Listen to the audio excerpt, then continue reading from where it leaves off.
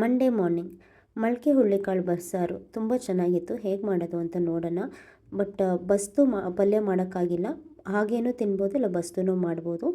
ಒಂದು ಕುಕ್ಕರ್ಗೆ ಎಣ್ಣೆ, ಸಾಸಿವೆ, ಈರುಳ್ಳಿ, ಟೊಮೆಟೊ ಚೆನ್ನಾಗಿ ಫ್ರೈ ಮಾಡಿಕೊಂಡು ಟೊಮೆಟೊ ಸಾಫ್ಟ್ ಆಗೋವರೆಗೂ ಮೊಳಕೆ ಬರೆಸಿರೋ ಹುರುಳಿಕಾಳನ್ನು ಹಾಕ್ಕೊಂಡು ಚೆನ್ನಾಗಿ ಫ್ರೈ ಮಾಡ್ಕೊಳ್ಳಿ. ಅದ್ರ ಜೊತೆಗೆ ಒಂದು 1/4 kg ಆಗೋಷ್ಟು ಹುರುಳಿಕಾಯಿ ಇಲ್ಲಾಂದರೆ ಬೀನ್ಸು ಮತ್ತು ಒಂದು ದಪ್ಪ ಸೈಜ್ ಆಲೂಗೆಡ್ಡೆ ಎಲ್ಲ ಹಾಕಿ ಚೆನ್ನಾಗಿ ಮಿಕ್ಸ್ ಮಾಡ್ಕೊಳ್ಳಿ. ನಿಮಗೆ ಹುರುಳಿಕಾಯಿ ಇಲ್ಲ ಅಂತಂದರೆ ಬದನೆಕಾಯಿನೂ ಹಾಕ್ಕೋಬೋದು, ಬಟ್ ಹುರುಳಿಕಾಯಿ ಹಾಕಿದರೆ ಟೇಸ್ಟ್ ಚೆನ್ನಾಗಿರುತ್ತೆ.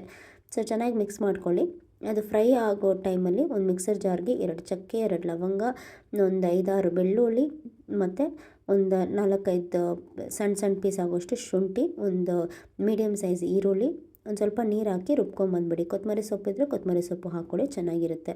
ಚೆನ್ನಾಗಿ ಫ್ರೈ ಮಾಡಿಕೊಂಡು ಅದೇ ಮಿಕ್ಸರ್ ಜಾರ್ಗೆ ಸಾಂಬಾರು ಖಾರದ ಪುಡಿ ಒಂದು 3-4 ಸ್ಪೂನ್ ಹಾಕಿ ನೀರು ಹಾಕಿ ಗಟ್ಟಿಯಾಗಿ ರುಬ್ಕೊಂಬಂದ್ಬಿಡಿ.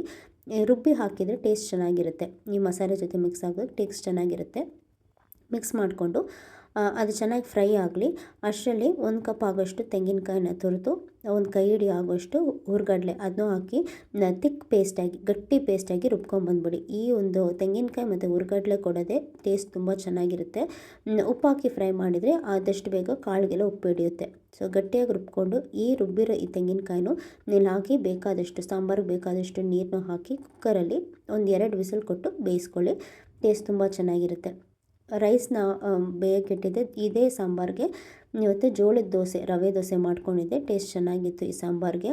ಬೇಕಾದರೆ ಈ ಸಾಂಬಾರನ್ನ ಬಸ್ತು ಕೂಡ ಆ ಕಾಳನ್ನೆಲ್ಲ ತೆಗೆದು ಈರುಳ್ಳಿ, ಬೆಳ್ಳುಳ್ಳಿ ಒಗ್ಗರಣೆ ಹಾಕಿ ಪಲ್ಯ ಥರ ಮಾಡ್ಕೊಬೋದು. ಟೈಮ್ ಇರಲಿಲ್ಲ, ಸೊ ಇದೇ ರೀತಿಯಾಗಿ ಮಾಡ್ಕೊಂಡು ಬಾಕ್ಸ್ ಪ್ಯಾಕ್ ಮಾಡಿದೆ.